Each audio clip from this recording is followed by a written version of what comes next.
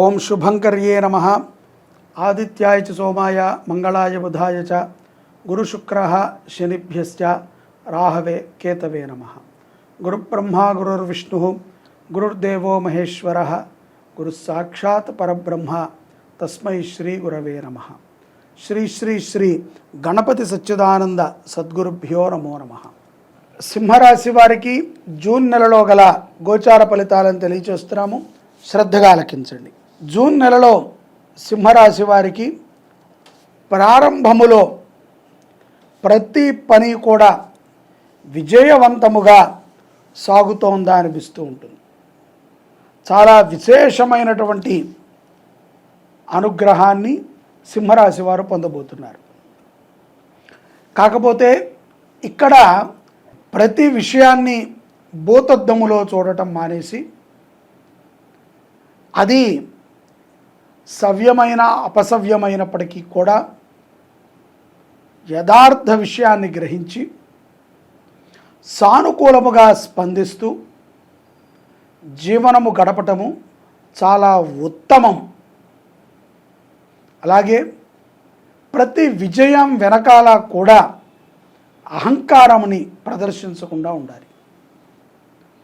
చిన్నపాటి విజయానికి కూడా అహంకారాన్ని ప్రదర్శిస్తూ సమాజంలో ఇలాగే ఉండాలి అనేటువంటి ఒక భావనతో గట్టిగా మాట్లాడుతూ మనము చేసినదే సరైనది అని వాదిస్తూ జీవనాన్ని గడపకూడదు.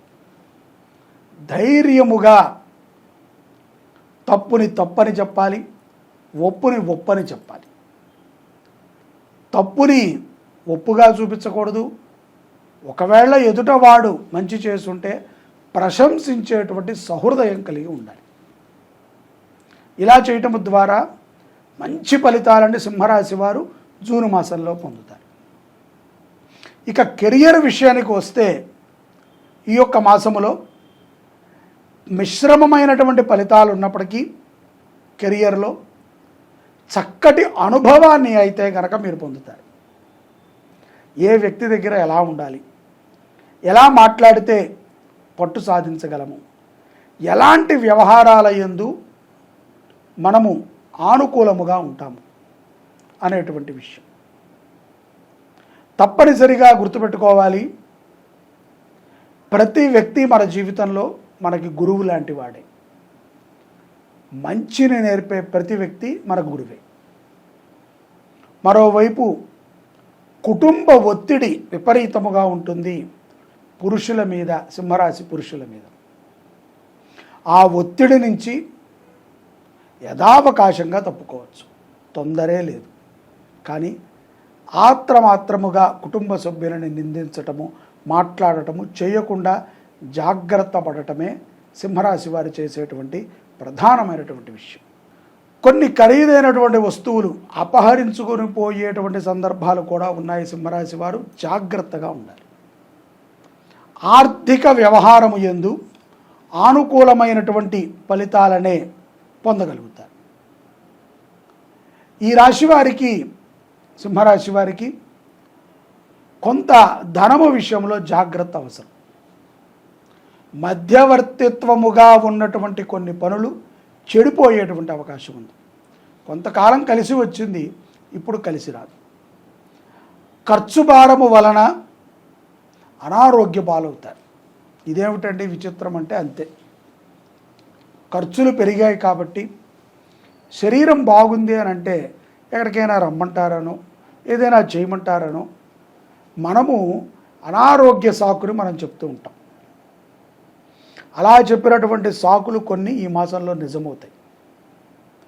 పెట్టుబడి విషయంలో, వ్యాపార పెట్టుబడి విషయాలలో, గృహ పెట్టుబడి విషయాలలో, స్థలము పెట్టుబడి విషయాలలో చాలా జాగ్రత్తగా ఆలోచించి నిర్ణయాన్ని తీసుకోండి. తొందరపాటుతో తీసుకున్నటువంటి నిర్ణయం వల్ల నష్టపోతారు. విద్యార్థులకి లీడర్షిప్ అవకాశాలు వస్తాయి, సద్వినియోగపరచుకోండి. ఉద్యోగము మారేటువంటి అవకాశము ఉంది అనుకుంటే తప్పనిసరిగా మారటానికి ప్రయత్నం చేయండి. గోచారము రీత్యా ఆనుకూలమైనటువంటి సమయం. కొన్ని మోసపూరితమైనటువంటి ఉద్యోగాలు కూడా వస్తాయి. వాటిల్లో వేలు పెట్టకండి. మీకు వచ్చిన పనిని మాత్రమే చేయండి. మాసాంతములో వృత్తి వ్యాపారములకి చాలా కలిసి వచ్చేటువంటి సందర్భము, ధనలాభము ఉంటుంది. మొదటిలోనే చెప్పాము మీకు ఈ మాసము ఆనుకూలమైనటువంటి మాసమని.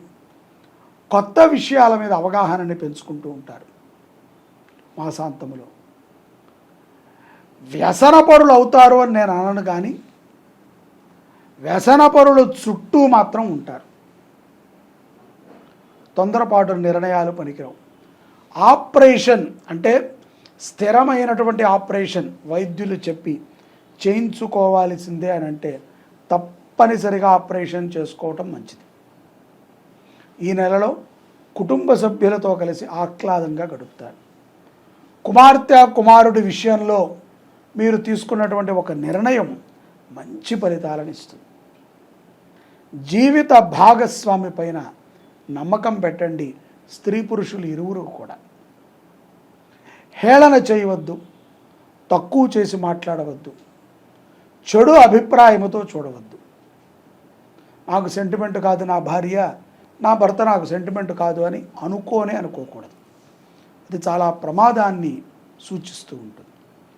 పిల్లల విషయంలో మంచి నిర్ణయాలను తీసుకుంటూ ఉంటారు మాసాంతంలో. సంతానము లేనటువంటి వారికి సంతానపరమైనటువంటి యోగ్యము ఈ మాసంలో గోచరిస్తుంది.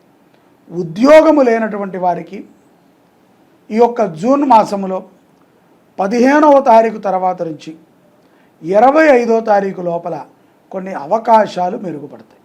చిన్నపాటి ఉద్యోగం వచ్చినా చెయ్యను అని చెప్పి చేయటం మంచిది.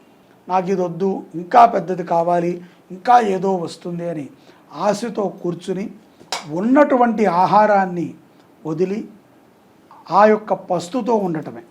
దొరికినప్పుడు కొంత పదార్థమనైనా సరే స్వీకరించడం మంచిది. ప్రాణాయామం ద్వారా అలాగే యోగాభ్యాసము ద్వారా చాలా దివ్యమైనటువంటి అనుగ్రహాన్ని ఈ యొక్క సింహరాశి జాతకులు జూన్ మాసంలో పొందుతారు. వీరి పట్ల దృష్టి కంటే కూడా పరుల పట్ల దృష్టి పెరిగేటువంటి ప్రమాదము కూడా జూన్ 20వ తారీఖు నుంచి 30వ తారీఖు దాకా ఉంటుంది. కాబట్టి కొంత జాగ్రత్తగా ఉండాలి. ఇతరుల మీద మనం దృష్టి పెట్టడము అంటే మన పని మనం చెడగొట్టుకున్నట్టే అర్థం. కాబట్టి ఈ విషయంలో కూడా మాసాంతములో జాగ్రత్త అవసరం. అటువంటి ఆలోచనలు వచ్చినప్పుడు భగవత్ చింతనని చేయండి. ఆదివారము పూట, ఈ మాసంలో వచ్చే ప్రతి ఆదివారము పూట కూడా తప్పనిసరిగా సూర్యుడి దర్శనము చేయండి. సూర్య అష్టకము వినండి, ఆదిత్య హృదయము వినండి. అలాగే ఆదివారము పూట సింహరాశి జాతకులు మాంసాహారాన్ని తినటం మానివేయటం చాలా మంచిది. ఆరోగ్యము స్థిరముగా ఉంటుంది.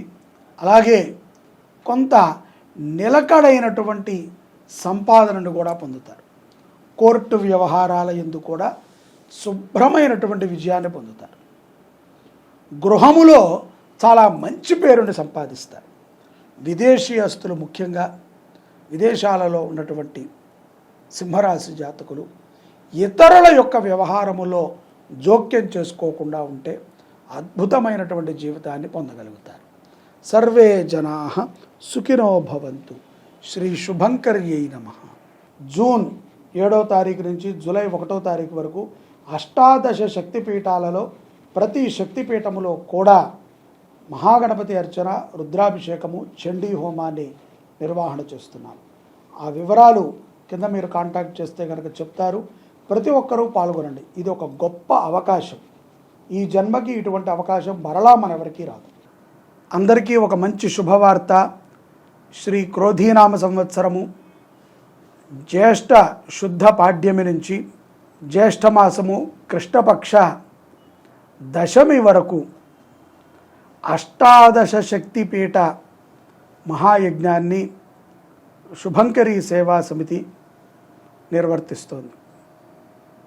ప్రతి శక్తిపీఠములో కూడా, అంటే మన హైదరాబాద్కి పక్కనే ఉన్నటువంటి అలంపురి జోగులాంబ అమ్మవారి దగ్గర నుంచి శ్రీలంకలో ఉన్నటువంటి శాంకరీదేవి వరకు ప్రతి శక్తిపీఠములో కూడా మీ గోత్రనామాలతో గణపతికి అర్చన, రుద్రాభిషేకము, ఆ యొక్క శక్తిపీఠములో చండీ హోమం, వీటిని నిర్వహణ చెయ్యాలి అని చెప్పి శుభంకరి సేవా సమితి జూన్ 8వ తారీఖు నుంచి జూలై 1వ తారీఖు వరకు ఈ యాత్రని, ఈ యొక్క మహాయజ్ఞాన్ని నిర్ణయించడం జరిగింది. దీంట్లో ప్రతి ఒక్కరూ కూడా తప్పనిసరిగా పాల్గొవాలి. ఎందుకంటే ఈ జన్మకి ఇది ఒక గొప్ప అవకాశం. ఒక్కసారిగా ఒకే బ్రాహ్మడు మన గోత్రనామాలతో ప్రతి క్షేత్రము యందు కూడా అమ్మవారి క్షేత్రముల్లో హోమాన్ని చేయటము కానీ, అభిషేకము చేయటము కానీ, అర్చన చేయటము కానీ మన యొక్క దారిద్ర్య దుఃఖ నివృత్తి అవుటకు చాలా ఉపయుక్తమవుతుంది. ఇది మరొక్కసారి దొరుకుతుంది అని మాత్రం ఎవ్వరూ అనుకోవద్దు. మీరు ఊహించలేరు కూడా. ఇంకొకళ్ళు ఎవరైనా చేస్తారేమో, అప్పుడు కట్టుకుందాములే, అప్పుడు పాల్గొందాములే అని అనుకుంటే ఇది మీరు జార విడుచుకున్నట్టే. ఏకకాలములో పరమేశ్వరుడి యొక్క అనుగ్రహముతో ఈ యాత్రని ప్రారంభిస్తున్నాము. ఈ యాత్ర లోక కళ్యాణార్థము జరుగుతుంది.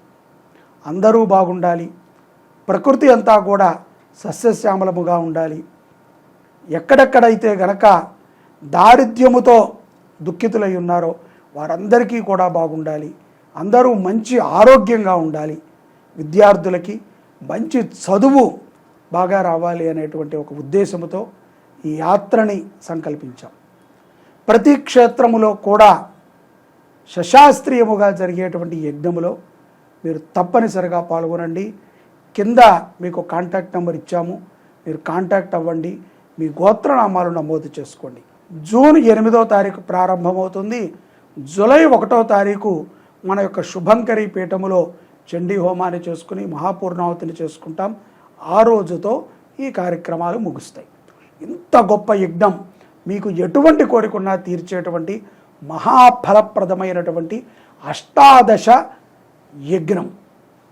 అష్టాదశ శక్తిపీఠాలు ఏ విధంగా వచ్చాయో మనకు తెలుసు. అమ్మవారి యొక్క శరీర భాగాలు 108 భాగాలుగా విచ్ఛిన్నమై పడిన తర్వాత అవి కొంతకాలానికి 51గా మారాయి.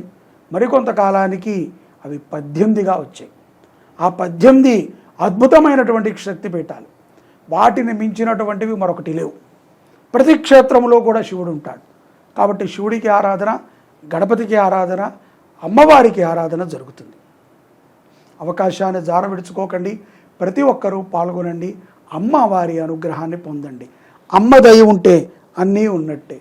సర్వే జనాః సుఖినో భవంతు.